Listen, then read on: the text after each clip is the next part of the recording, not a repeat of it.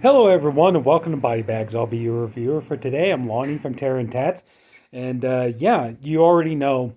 Um, it's kind of that's the problem. I don't know if even at this point should I go ahead and even talk about you know uh, what we're doing this week. I'm sure all the if you watch the videos from the other guys, they already told you we're doing a theme week this week, and it's called the Splat Pack, where we review a movie from each of the directors who are considered part of the Splat Pack: James Wan, Rob Zombie, stuff like that.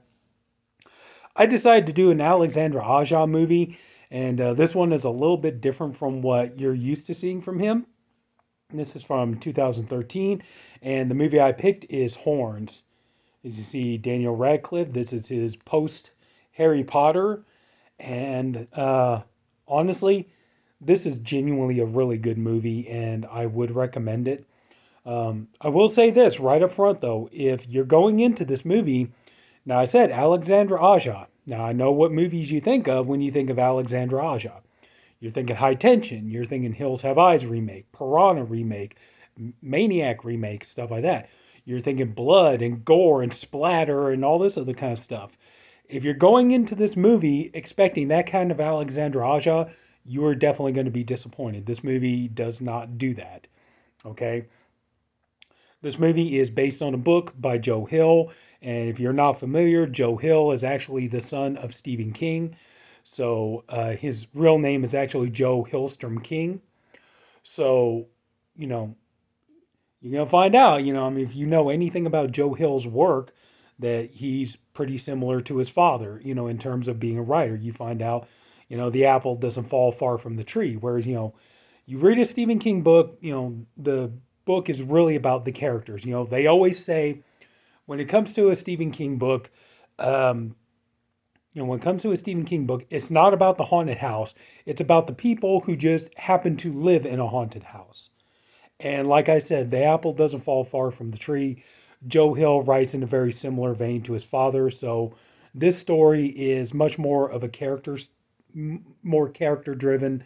It's more about the people and everything else. But the movie does have a really fun, unique concept.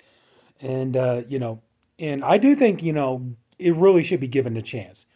Even if, if you're a Naja fan and like I say, yeah, you're going to be disappointed because this movie's not going to have the gore and splatter and everything you would expect from one of his movies.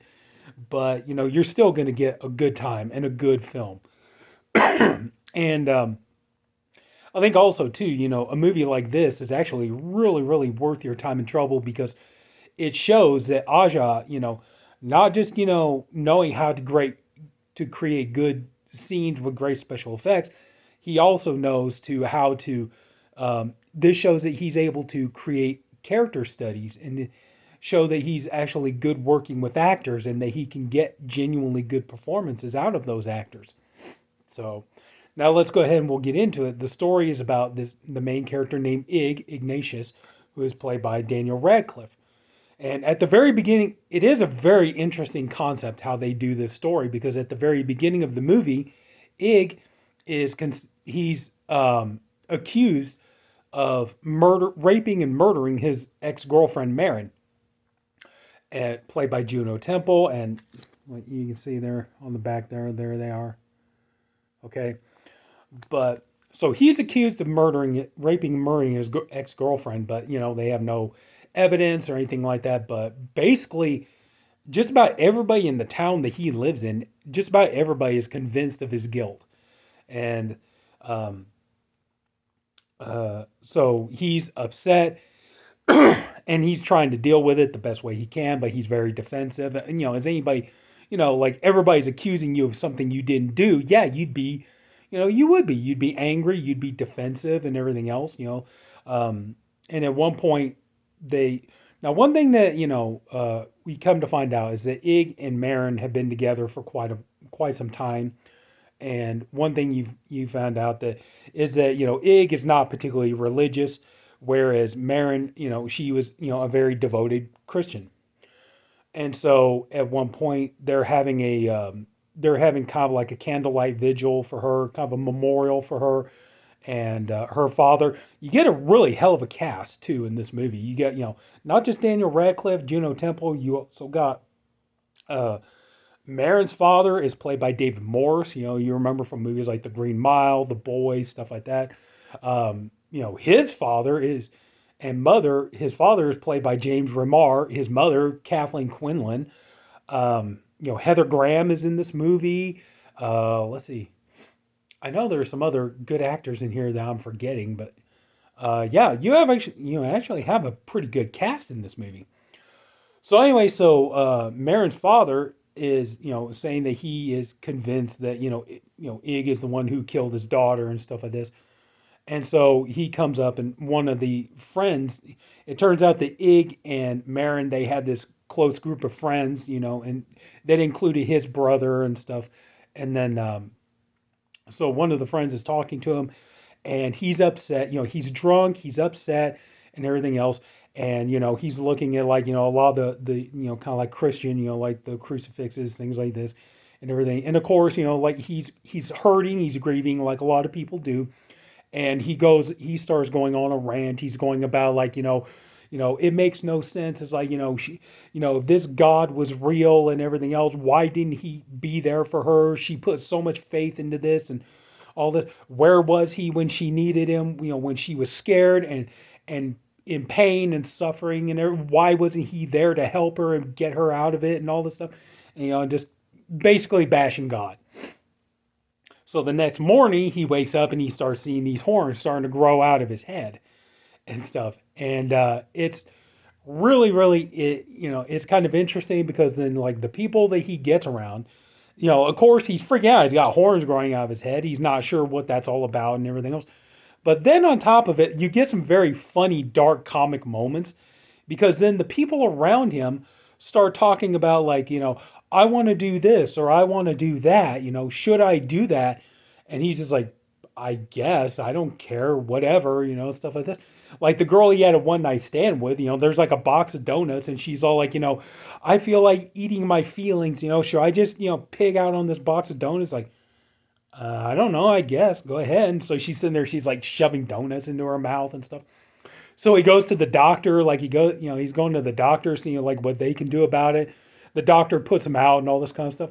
Then when he wakes up, he finds out the doctor and the nurse are going at it hard, and like almost porno style. And that part is hilarious, And he's like, "What are you doing?" And all that. And he's like, "We asked if you thought it was a good idea if we should bang." And he's like, "You said go ahead and do it," and all this stuff.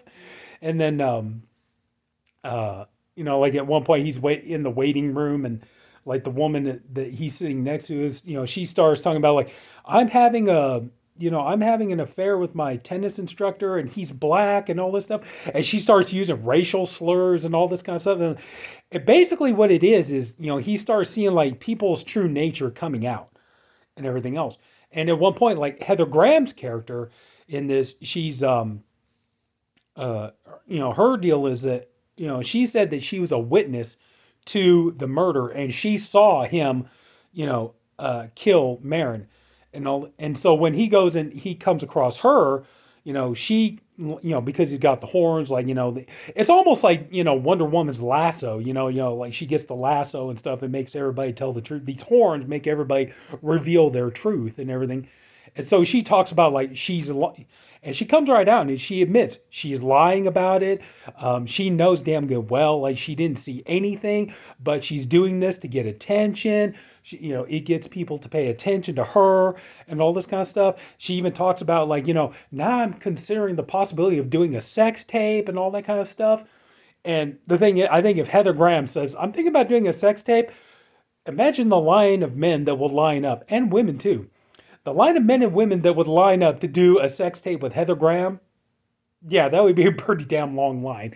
Anyway, I'm getting off track here. What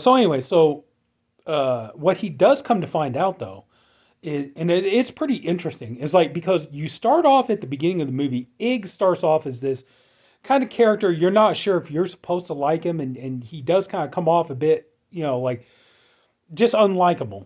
But then as the whole thing progresses and stuff, you realize, like, actually Ig is not such a bad guy. It's pretty much the people around him that are just horrible. His parents are horrible.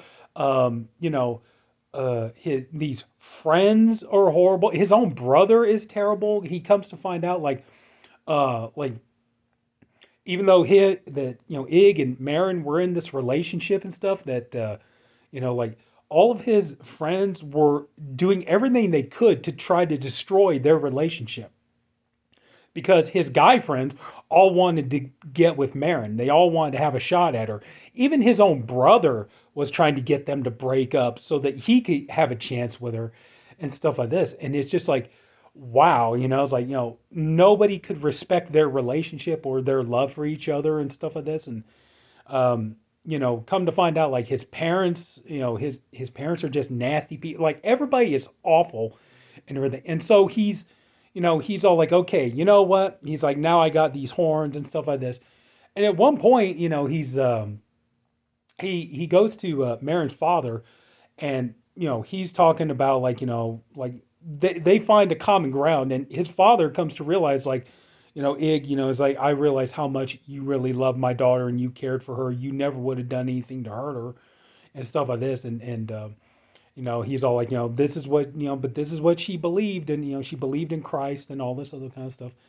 And he's all like, okay, that's all fine and good. But he's like, if I'm going to find out what really happened to her and put a stop to all this, he's all like, I got to embrace the dark side. And so he uses, he's got this power that he could get the truth out of people and stuff like this. So he starts using it as a way to find out what happened to Marin and to, bring her killer to justice, I guess. But it really is. It's a genuinely good story. Like I said, this is Daniel Radcliffe gives a hell of a performance. And that's the thing though too. I just kind of wish Daniel Radcliffe would lighten up on the damn politics and stuff. Just kind of like, okay, we get it. You're liberal. All right, fine. Just kind of like leave that shit out the door for a minute. But it's like when you kind of get past that, Daniel Radcliffe, like even if you weren't a fan of him as Harry Potter, honestly, like this man has matured into one hell of an actor. He's really good. I just watched him in the movie he did on Weird Al Yankovic, Weird, the Al Yankovic story. He is so good in that. He's very funny. Like he's got a lot of talent. He's got charisma as a star. He's got a good sense of humor and stuff like this. And he does handle a good dramatic role quite well. So, like, this is, if you want to see him mature into a really good role, this is a good movie to watch. And overall, just the film is a really good film. And, like I said, this is more about the story. It's more about the characters. But Aja does a really good job with this film. He shows that he can really handle dramatic performances, character storytelling, and everything else. So I would honestly say, yeah, if you haven't seen Horns, definitely give it a chance. And if you're into, Stephen King type horror stories where it's more character driven and stuff like that, I think you're really going to enjoy this flick. This is such a good movie, and I do recommend it. Yeah, just overall, like I said, you got a good stellar cast, the performances are good, and everything else. And like I said, even if you were like, I wasn't really a fan of Daniel Radcliffe as Harry Potter, I think he's genuinely going to surprise you with how good of a performance he gives in this movie. So I would say, yes, please give it a shot if you have a chance, So anyway, that's it. So yeah, I picked Alexandre Aja for, Splat Pack Week. So that's going to do it. So if anybody took the time to watch this, I thank you for doing it. I appreciate you for doing it. I also hope you enjoyed the video. If you did, could you please leave it a like? And if you haven't already, please go ahead and subscribe to the BodyBags channel. We have a different reviewer, one for every day of the week. I'm the Friday reviewer, and that's it, everybody. Take care, have a good night, and I'll see you all later. Bye.